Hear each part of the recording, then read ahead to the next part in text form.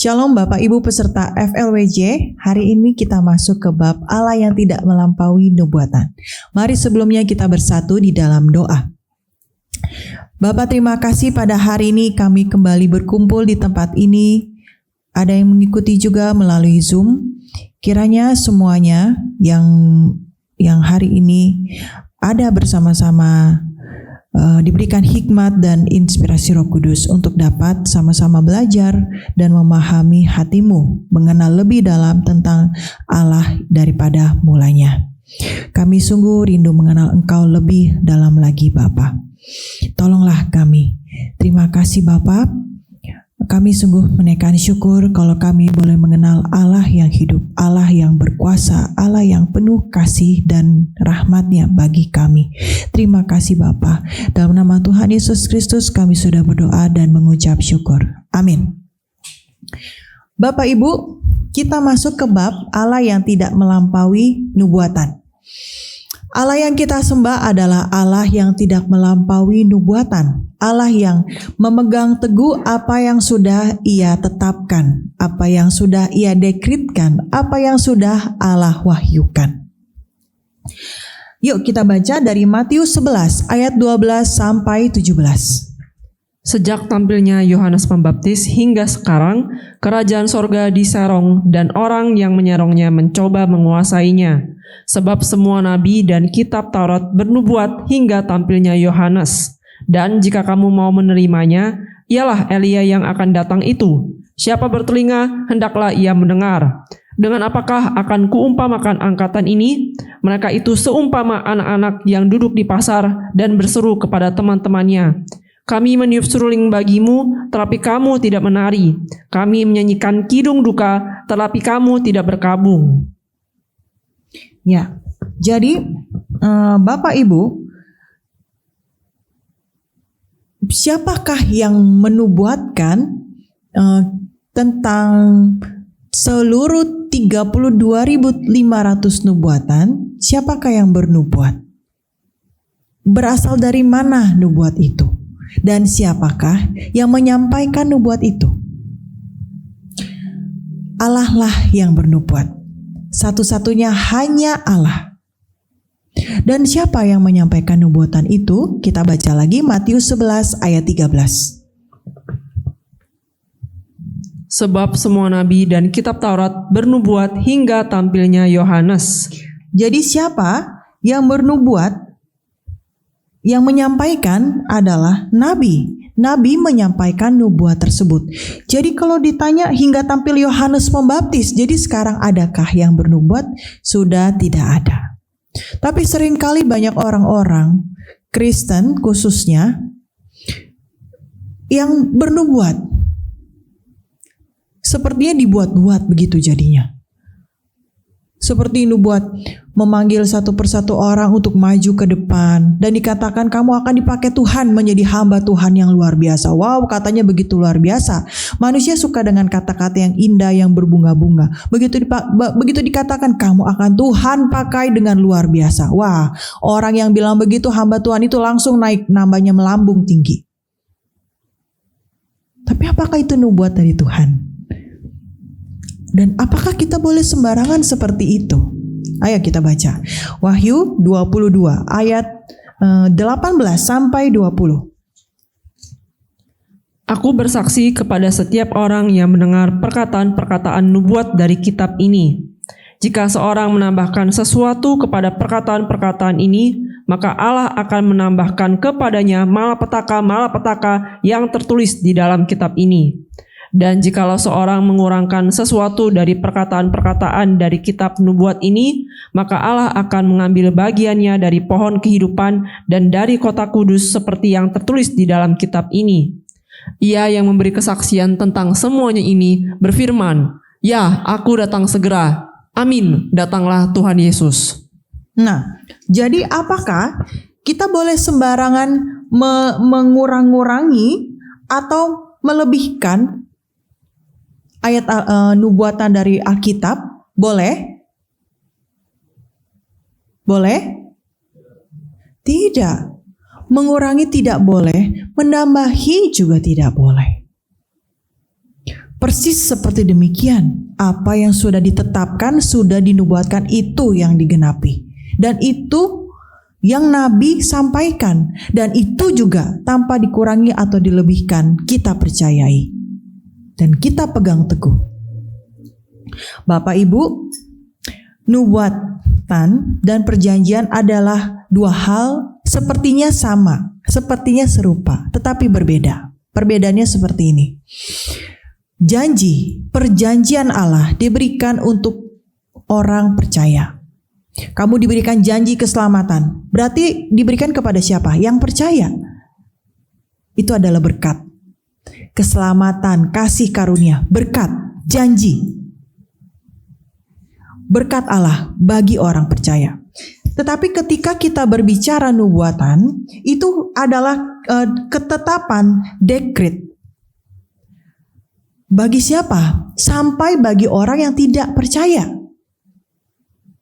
Contoh, akan diberikan penghukuman kekal. Orang yang gak percaya itu sudah dinubuatkan. Dan itu berlaku bagi orang yang tidak percaya. Sudah dinubuatkan akan ada suatu tempat yang bernama neraka. Di mana manusia yang ada di situ seperti cacing. Gak akan pernah berhenti. Artinya panas kekal yang abadi. Panas yang abadi. Hukuman yang kekal. Bagi siapa? Sampai bagi orang yang tidak percaya. Itulah nubuatan. Lebih universal jadi nubuatan itu. Hingga bagi orang yang tidak percaya. Dan nubuatan itu apakah akan digenapi? Tentu saja akan digenapi. Bahkan sudah digenapi. Tinggal satu, kedatangan Tuhan Yesus yang kedua kali. Itu, tinggal satu itu. 32.499 telah digenapi. Jadi bagi manusia sekarang yang percaya akan Tuhan, akan mendapat keselamatan. Yang memanggil Yesus sebagai Kristus, yang memanggil Yesus sebagai Tuhan dan Juru Selamat, yang percaya sudah memegang keselamatan. Yang menerima Roh Kudus akan menerima kuasa. Itu nubuatan. Tergenapi. Sekarang manusia-manusia Roh Kudus, orangnya Roh Kudus, apakah mereka punya kuasa? Tentu mereka punya kuasa. Itu sudah digenapi. Tanda-tanda ini akan menyertai mereka yang percaya. Mereka akan berbahasa baru. Apakah bahasa roh ada? Ada. Sudah terjadi. Sedang berlangsung. Apakah ada orang yang mengusir roh kotor? Mengusir setan-setan seperti Markus 16:17 katakan, itulah tanda orang percaya. Iya, sudah banyak. Itu sudah terjadi. Ada mereka yang memiliki kuasa dan wibawa ketika mereka percaya dan dipenuhi Roh Kudus, mengusir setan. Ya, mereka sudah ada, sudah digenapi. Apakah kesembuhan ada? Ya, sudah ada. Kesembuhan sudah terjadi. Sekarang ini sedang berlangsung. Dan mereka yang memiliki kuasa dan wibawa yang Tuhan percayakan, mereka menumpangkan tangan dan orang itu sembuh. Sudah terjadi dan sedang berlangsung. Hanya tinggal satu yang dinantikan. Apa? Kedatangan Tuhan yang kedua kali. Nubuatan berbeda dengan ramalan. Nubuatan itu adalah yang sudah diungkapkan jauh-jauh hari dan sudah digenapi. Lalu bagaimana dengan ramalan? Jangan sampai sekarang ini hamba Tuhan jadi beda tipis. Menyampaikan nubuat, artinya menyampaikan firman Tuhan, atau meramal. Nah, ini kan berbeda tipis. Kalau ramalan, orang yang begini, ada seseorang datang ke peramal. Aku kemasukan, atau dia membawa mungkin saudaranya. Saudaraku kemasukan roh kotor, kemasukan roh najis, setan. Dia sering manifestasi. Lalu peramal ini bilang, oke, ucapkan mantra ini. Ini mantra. Ucapin ya, nanti kalau kamu ucapin sembuh. Peramal ingin kata-katanya itu tergenapi. Itu peramal. Kalau orang itu melakukan sesuai dengan kata-kata peramal, maka bisa berjalan. Peramal. Tapi tidak dengan nubuatan. Nubuatan itu sudah diungkapkan jauh-jauh hari, ratusan tahun sebelumnya. Dan itu satu persatu tidak ada yang meleset terjadi. Itu nubuatan. Dan nubuatan itu adalah yang sesuai dengan kehendak Allah. Tapi peramal Itu dengan apa? Kehendak hati manusia, tidak ada hubungannya dengan Tuhan. Tapi nubuatan, kita berbicara nubuatan, itu adalah kehendak Allah. Bapak Ibu, hal ini jika kita tidak mengetahui dengan persis, maka kita akan masuk ke mistik. Si A bernubuat, si B bernubuat, si C bernubuat. Padahal tadi kita baca nubuatan itu sudah berakhir hingga tampilnya Yohanes Pembaptis. Apakah sekarang ini ada nabi-nabi yang bernubuat? Sudah tidak ada, Bapak Ibu. Sudah tidak ada. Nubuatan sudah berakhir. Apa yang sekarang ini orang-orang percaya ungkapkan? Menyampaikan firman Allah, menyampaikan nubuatan-nubuatan tersebut. Apa contohnya? Nubuatan yang perlu disampaikan, contoh. Bahwa dulu di perjanjian lama dikatakan ada seorang perempuan muda akan melahirkan anak laki-laki yang disebut Immanuel. Sudah ada belum? Anak laki-laki ini sudah ada 2000 tahun yang lalu sudah lahir. Dialah Immanuel, Allah beserta kita. Lalu apa tugas kita? Apakah kita sekarang menyampaikan lagi nanti akan ada anak laki-laki yang bernama Immanuel? Bukan, bukan itu udah ada. Itu sudah tergenapi. Apa yang kita lakukan? Kita menyampaikan bahwa anak laki-laki itu Immanuel, Allah beserta kita. Sekarang ini kita harus masuk di dalamnya, yaitu Kristus. Dialah Tuhan kita, juru selamat kita, penebus kita. Kita menyampaikan bahwa itu sudah digenapi dan ayo mari kita masuk dalam janjinya, rencananya, tujuannya, kehendaknya. Itu kita mengajak. Bukan kita menyampaikan lagi, itulah peramal. Nanti tahun 2030 akan ada anak laki-laki. Bukan, itu peramal. Kemudian nubuat lagi. Nanti manusia akan dapat memanggil Tuhan sebagai juru selamat dan akan menjadi juru selamat dunia, di mana dunia ini yang kelam, yang penuh dengan dosa, kegelapan, akan memiliki sinar terang, akan memiliki secercah cahaya harapan untuk memiliki hidup kekal. Itu dinubuatkan beberapa ratus tahun yang lalu. Sudah tergenapi? Ya, sudah tergenapi. Kita tinggal memegang teguh janji itu, percaya akan nubuatan itu, ketetapan itu. Kita percaya. Apa yang kita sekarang ini harus lakukan? Menyampaikan. Bukan kita bernubuat lagi. Nanti akan datang. Bukan, kita ini bukan nabi, sudah selesai. Itu beda nubuat dan ramalan. Apa yang kita harus lakukan? Kita menyampaikan, menguatkan, menyampaikan nubuat tersebut, meneguhkan, menguatkan iman. Hei, jangan khawatir, jangan takut. Yesus Kristus sudah datang, Dia adalah Allah Immanuel, Allah beserta. Jangan takut, jangan khawatir, Allah beserta kita. Dialah juru selamat kita. Jangan takut. Itulah yang kita sampaikan, kabar sukacita. Begitu. Lalu apalagi contohnya nubuatan? Tuhan akan dijual 30 keping uang perak. Iya, sudah terjadi.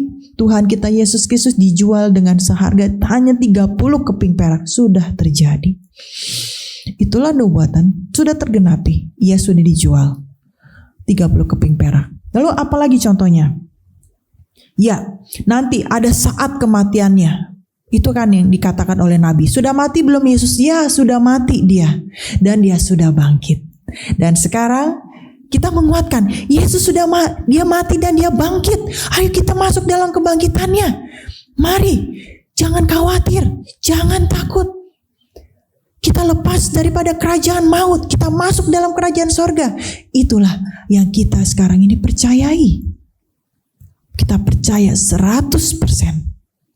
Bagi orang yang tidak percaya akan nubuat, dia tidak bisa mengerjakan pekerjaan Tuhan dan dia tidak bisa mendapat keselamatan. Apakah sekarang Bapak Ibu percaya 100% akan nubuatan, ketetapan, kedekrit Tuhan? Apakah percaya? Kalau Bapak Ibu percaya hari ini dengan sungguh-sungguh mengakui Yesus sebagai Tuhan dan Juru Selamat, mulai hari ini belajarlah dengan sungguh-sungguh. Apa dekrit ketetapan Tuhan? Apa perintahnya? Dan lakukanlah, taati dengan sungguh-sungguh. Maka Bapak Ibu harus mau belajar. Sehingga iman bukanlah menjadi iman yang bukan yang mendengar kata yang lu buat-buat, tapi mendengar firman yang sesungguhnya, bukan firman yang lu buat-buat. Artinya firman yang dibuat-buat. Nah, ada perbedaan Kristianitas dan ada dua ya. Di dalam kekristenan ada Kristen yang Kristen sejati, ada Kristen yang bidat. Jenis yang bidat adalah mereka sebenarnya tidak begitu memahami nubuat, tapi mereka membenarkan dengan membuat suatu doktrin untuk membenarkan ajaran mereka.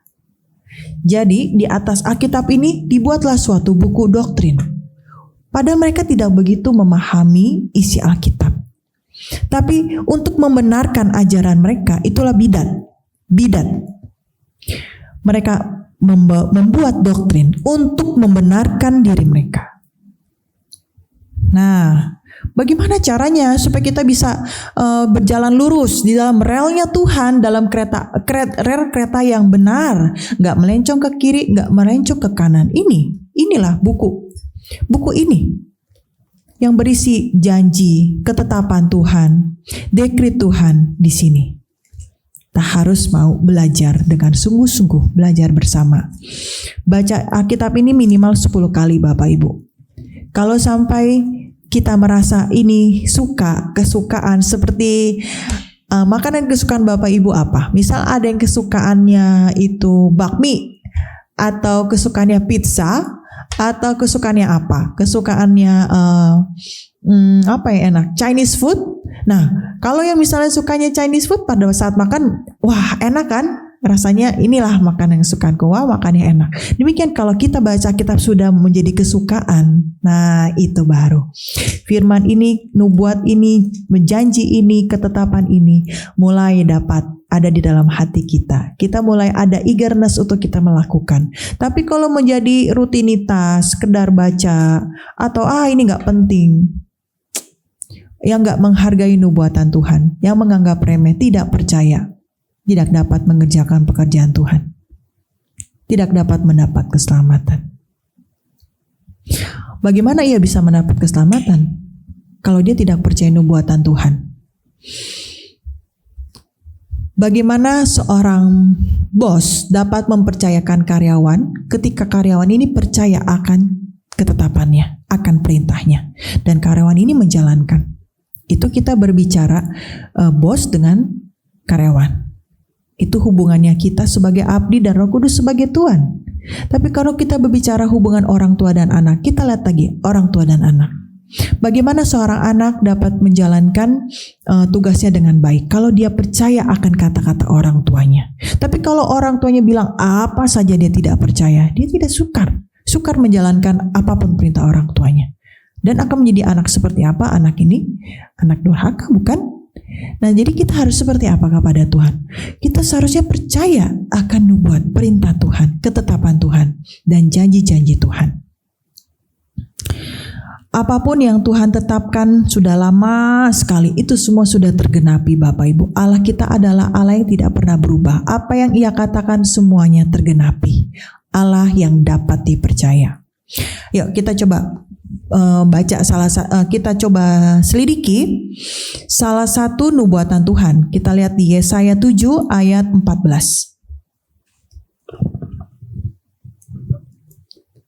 Sebab itu Tuhan sendirilah yang akan memberikan kepadamu suatu pertanda. Sesungguhnya seorang perempuan muda mengandung dan akan melahirkan seorang anak laki-laki, dan ia akan menamakan dia Immanuel. Pada saat dulu, ada satu nubuatan dalam perjanjian lama. Tuhan sendiri akan memberikan kepadamu suatu pertanda. Ada seorang perempuan muda akan mengandung dan melahirkan seorang anak laki-laki dan ia akan menamakan dia Immanuel. Ini jauh sebelum kehadiran Yesus. Ada nubuat seperti ini. Terjadi enggak? Kita baca Matius 1 ayat 23.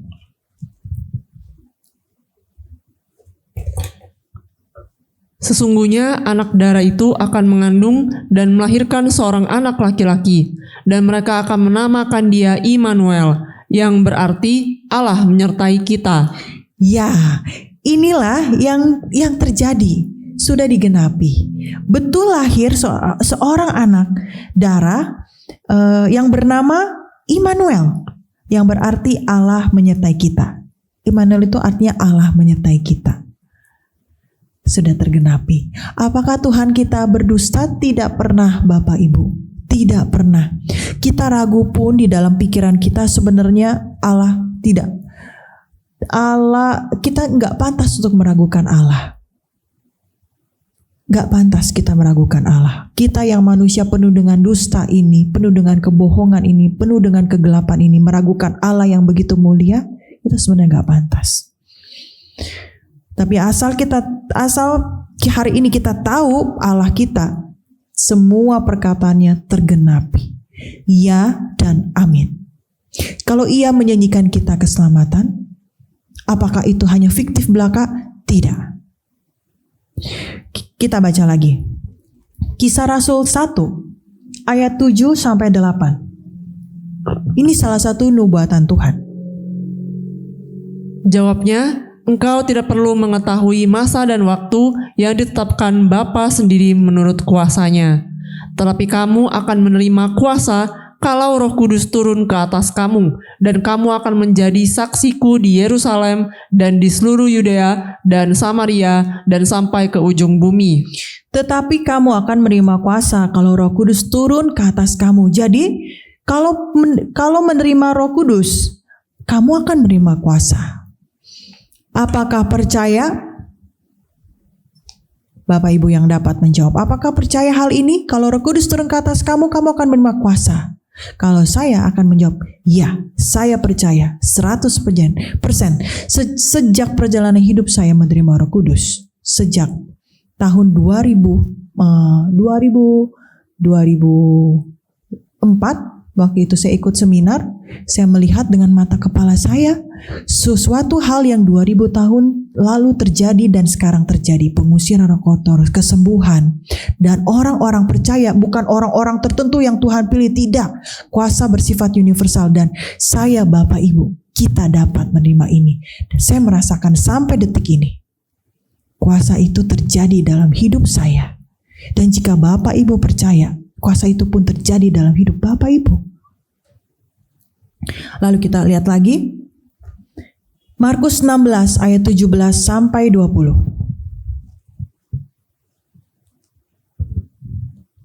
Tanda-tanda ini akan menyertai orang-orang yang percaya. Mereka akan mengusir setan-setan demi namaku. Mereka akan berbicara dalam bahasa-bahasa yang baru bagi mereka. Mereka akan memegang ular, dan sekalipun mereka minum racun maut, mereka tidak akan mendapat celaka. Mereka akan meletakkan tangannya atas orang sakit, dan orang itu akan sembuh. Tanda-tanda ini menyertai orang-orang percaya. Apa tanda-tanda yang menyertai orang percaya? Mengusir setan demi nama Yesus. Punyakah wibawa mengusir setan demi nama Yesus? Jika belum, mintalah. Penuhlah dengan Roh Kudus, mintalah Roh Kudus. Mereka akan berbicara dalam bahasa yang baru. Ya, bahasa yang baru akan keluar. Speaking in tongue. Lidah ini akan berbicara bahasa yang siapapun tidak mengerti, antara kita dengan Allah. Lalu sekalipun mereka memegang ular, sekalipun mereka minum racun maut, mereka tidak akan mendapat celaka. Artinya kita diluputkan dari mara bahaya. Apakah ini dapat terjadi? Ya, begitu banyak pertolongan Tuhan dalam kehidupan kita. Jika kita menerima kuasa dan wibawa, kita memiliki para kuasa atau jari-jari tangan Allah. Malaikat itu jari-jari tangan Allah.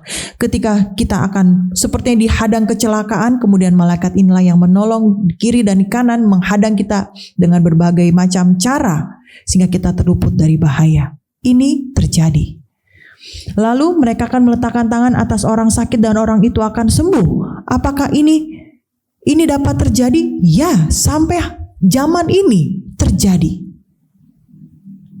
Kita dapat menyembuhkan orang sakit, dan kita pun ketika kita dalam kelemahan tubuh sakit, kita berdoa dan kuasa dan kesembuhan itu terjadi dalam diri kita, akan hidup kita. Ini adalah nubuatan Tuhan. Apakah Bapak Ibu percaya? Saya suggestkan Bapak Ibu untuk percaya dengan sungguh-sungguh. Allah tidak melampaui nubuatan dan Allah tidak melampaui kehendak manusia. Percayalah dengan sungguh-sungguh, dengan segenap hatimu. Bapak Ibu, yang terakhir, saya mau membacakan ini, ada suatu pernyataan yang sangat bagus. Kita menantikan kedatangan kembali Tuhan sebab kita percaya pada perkataan nubuatan.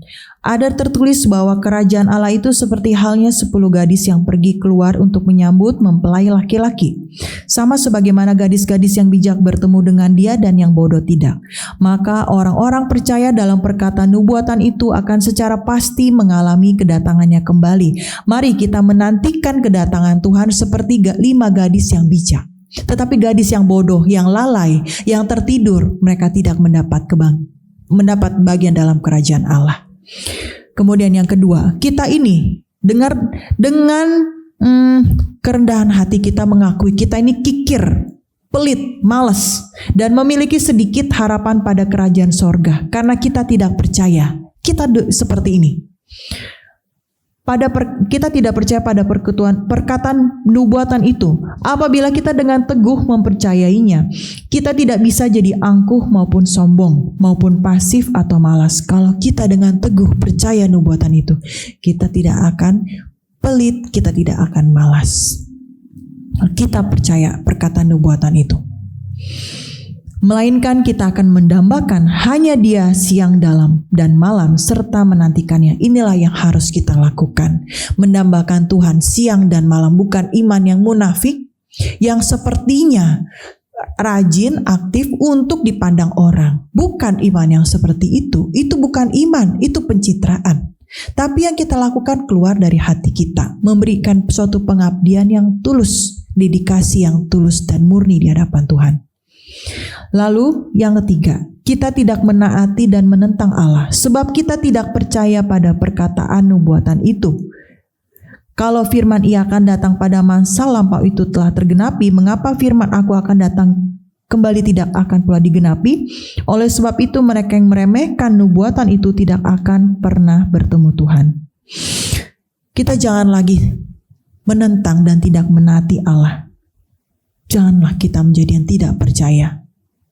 Kalau Tuhan katakan, Aku akan datang, maka Dia akan datang. Kita harus menjawab, ya Tuhan, datanglah segera.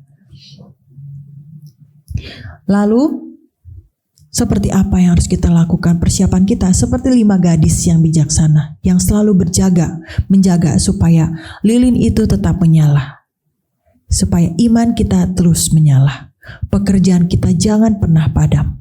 Roh Kudus di dalam kita jangan pernah padam. Terus lilin itu menyala. Seperti itulah kita harus terus mempertahankan iman kita. Dan bagi kita yang mengenal tentang nubuatan, mengusir roh najis itu bukanlah perkara yang besar, tapi yang wajar. Dan sebenarnya mengkonfirmasi hak kita. Nah, Bapak Ibu, kalau kita mengenal tentang nubuatan, sebenarnya mengusir roh najis itu bukan perkara yang besar, tapi hal yang wajar. Dan kita mengkonfirmasi, iya itu hak kita kan Tuhan, aku sebagai anakmu, itu hak aku, maka aku bisa mengusir roh kotor.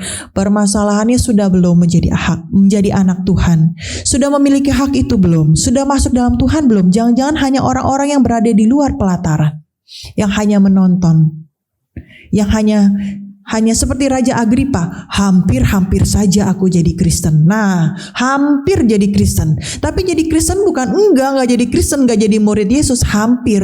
Hanya terpukau dengan pengajaran-pengajaran, hanya terpukau dengan perkataan-perkataan yang menguatkan iman, hanya terpukau penonton. Jangan Bapak Ibu, masuk. Jangan berada di pelataran. Menikmati janji Tuhan, perkataan ketetapan Tuhan. Jika itu terjadi, kehidupan kita menjadi kehidupan iman yang penuh gelora, penuh semangat. Dan kita juga berharap kita terus bertumbuh di dalam Tuhan.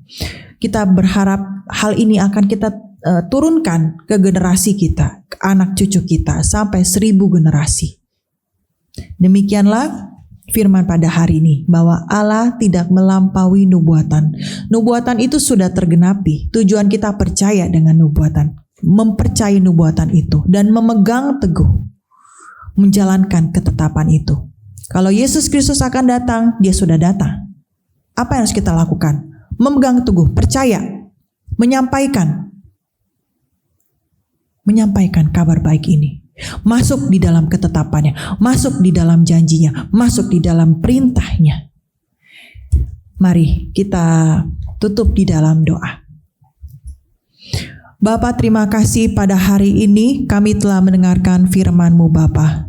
Kami rindu untuk masuk di dalam untuk menjalankan ketetapan-ketetapan-Mu, masuk di dalam janji-Mu, masuk di dalam rencana-Mu, masuk dalam maksud dan tujuan-Mu Bapa. Pakailah kami sebagai alat-Mu. Pakailah kami Bapa sebagai pepanjangan untuk mengerjakan pekerjaan tangan-Mu Bapa. Tolonglah kami. Dan Kau lihat setiap hati kami yang sungguh rindu untuk mengenal Engkau lebih lagi. Penuhilah kami dengan Roh-Mu yang kudus. Dan jika Engkau lihat ada orang-orang yang baru di sini, yang baru mendengar firman-Mu dan ia rindu untuk mengenal Engkau lebih lagi, tolonglah ia Bapa. Biarlah ia memegang teguh firman-Mu lebih lagi dan lebih lagi, melembutkan hatinya, biar ia terus bertumbuh di dalam kebenaran firman-Mu.